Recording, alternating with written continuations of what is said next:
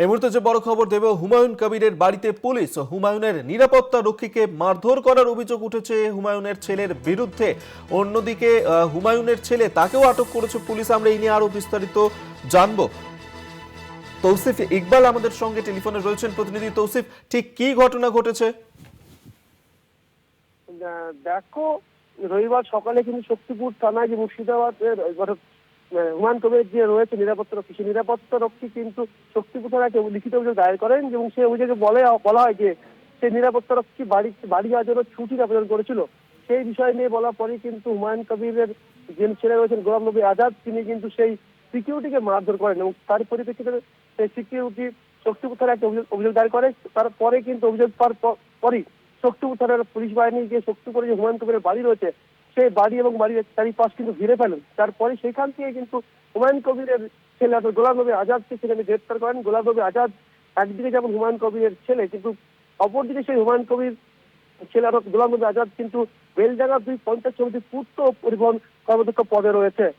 এবং এই গ্রেপ্তার পরে কিন্তু হুমায়ুন কবির কিন্তু বহরমপুরে ছিলেন। তিনি কিন্তু বহরমপুর থেকে রীতিমতো হুঙ্কার ছাড়েন যে কেন পুলিশ বিনা নোটিশে কি তৌসিফ, একটা কারণে বিষয় জানতে চাইবো যে হুমায়ুন কবির তিনি তো রাজ্য পুলিশের সিকিউরিটি পান, সেক্ষেত্রে কেন তার নিরাপত্তার রক্ষী তাদের উপর এভাবে চড়াও হলেন হুমায়ুন পুত্র? দেখো, কিছুদিন আগে কিন্তু হুমায়ুন কবির নিরাপত্তা রক্ষী পেয়েছে এবং নিরাপত্তা রক্ষী তার রয়েছে রাজ্য সরকারের।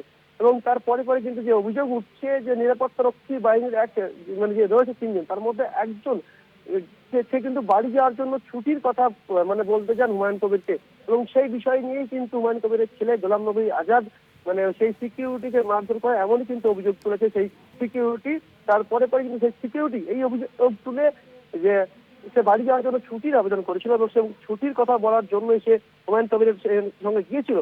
সেখানে ছুটির কথা বলার পরই কিন্তু তার উপরে হুমায়ুন কবিরের ছেলে গোলাম নবী আজাদ মারধর করেন। এবং সেই যে নিরাপত্তা রক্ষী, তার নাম কিন্তু জানা গিয়েছে যে জুম্মা খান, সে কিন্তু অভিযোগ করেন, শক্তিপুর থানায় লিখিত অভিযোগ দায়ের করেন যে সে বাড়িতে যাওয়ার জন্য ছুটির কথা বলেছিল এবং সে ছুটির কথা বলতে গেলেই তাকে কিন্তু মারধর করে ওই হুমায়ুন কবিরের ছেলে গোলাম নবী আজাদ। তৌসিফ, তুমি আমাদের সঙ্গে থাকো। তৃণমূল নেতা ত্রিনাঙ্কুর ভট্টাচার্য এই মুহূর্তে আমাদের সঙ্গে টেলিফোনে রয়েছেন। ত্রিনাঙ্কুর বাবু, হুমায়ুন কবির তার ছেলের বিরুদ্ধে যে অভিযোগ উঠেছে যে হুমায়ুন কবিরের যে নিরাপত্তা রক্ষী তাকে মারধর করেছেন এবং হুমায়ুন কবিরের ছেলে ইতিমধ্যে তাকেও আটক করেছে পুলিশ। এই তো অবস্থা, এদের মুখে আবার নীতি কথা শুনতে হবে। আজকে এরকম হাজারো আমাদের কাছে অভিযোগ এসেছিল, তার পরিপ্রেক্ষিতে আমরা হুমায়ুন কবিরকে দল থেকে সাসপেন্ড করি এবং পরবর্তীকালে তিনি তার প্রার্থী বাছাই থেকে শুরু করে বিভিন্ন ক্ষেত্রে তিনি যে জোকারগিরি করতেন তার একটা নবরূপ। এটা নতুন কিছু নয়। তার এলাকায় তার কতটা অ্যাকসেপ্টেন্স একবার নিজেরা দেখুন। তার যত দিন যাবে তার পেছনে যে প্রথমে মিডিয়া ফুলিয়ে ফাঁপিয়ে বা একটা যে হাওয়া তুলেছিল, যতদিন যাবে সেই হাওয়াটা মানুষটা নিভতে থাকে।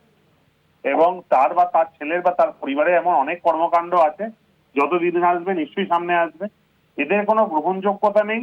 এরা কোনো একটা নির্দিষ্ট সম্প্রদায়ের নেতা হওয়ার কথা বলে, কিন্তু তাদের মধ্যেও কোনো গ্রহণযোগ্যতা নেই।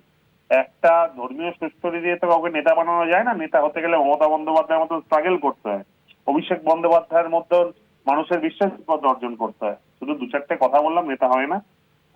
দেখুন আগামী দিনে অনেক কিছু যেমন সামনে আসবে। কিন্তু ত্রিনাঙ্কুর বাবু, একটা প্রশ্ন তো এক্ষেত্রে উঠবেই যে যেখানে হুমায়ুন কবিরের ছেলে তিনি এইভাবে মারধর করছেন, যেখানে আমরা জানি যে রাজ্য পুলিশের সিকিউরিটি পান হুমায়ুন কবির, সেখানে নিরাপত্তা রক্ষী তারই যদি নিরাপত্তা না থাকে তাহলে সেই প্রশ্নও তো উঠবে। নিশ্চিতভাবে আগামী দিনে আমি বিশ্বাস করি এর প্রশাসন যথাযোগ্য স্টেপ নেবে এবং এর বিচার হবে। এবং আমাদের সংবিধানের ওপরে কেউ নয়। কেউ যদি নিজেকে মনে করা শুরু করেন তিনি বিশাল কোনো কেউ কেটা, আসলে সেটা নয়। আজকে আইনের ঊর্ধ্বে কেউ নয়। আমি বিশ্বাস করি আইনানুগ পদক্ষেপ নিশ্চিতভাবে হবে।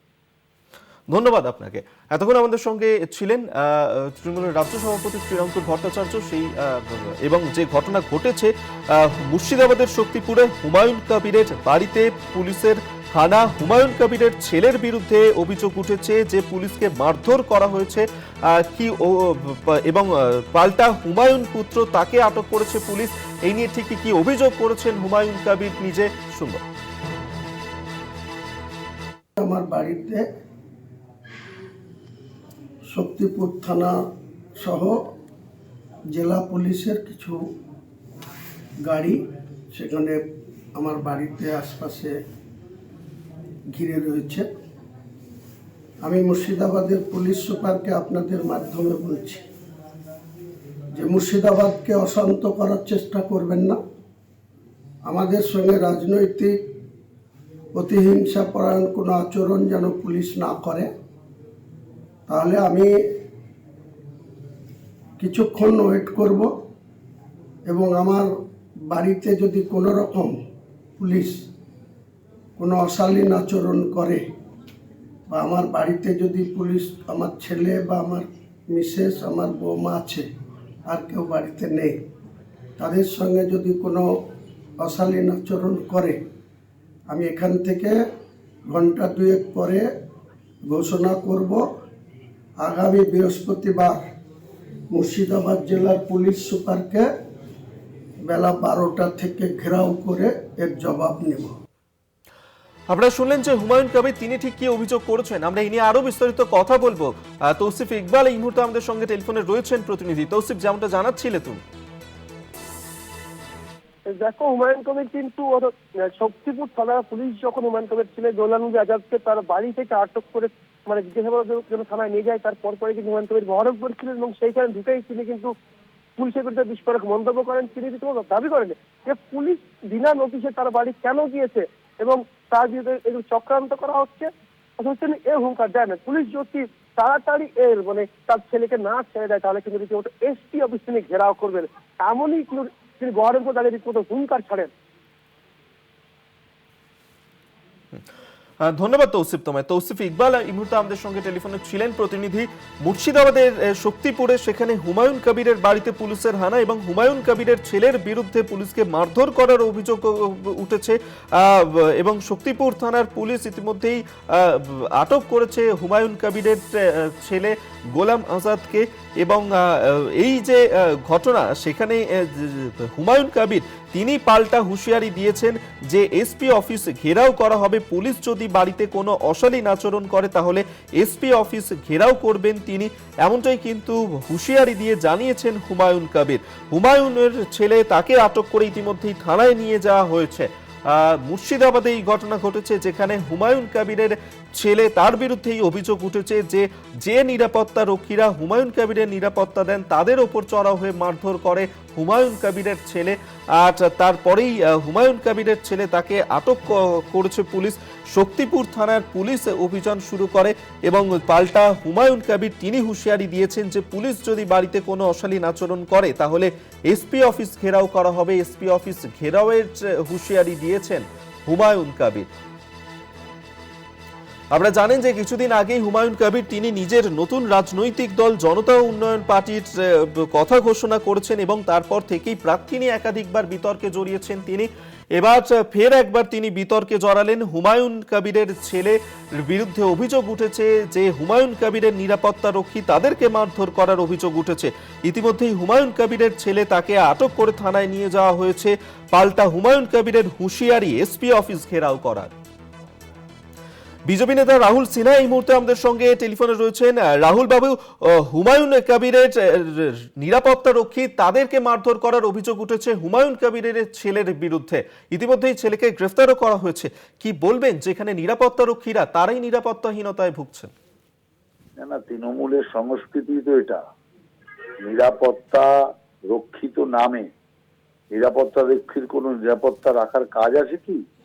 সমস্তটাকে তো পার্টির সুতো দিয়ে বেঁধে রেখে দিয়েছে।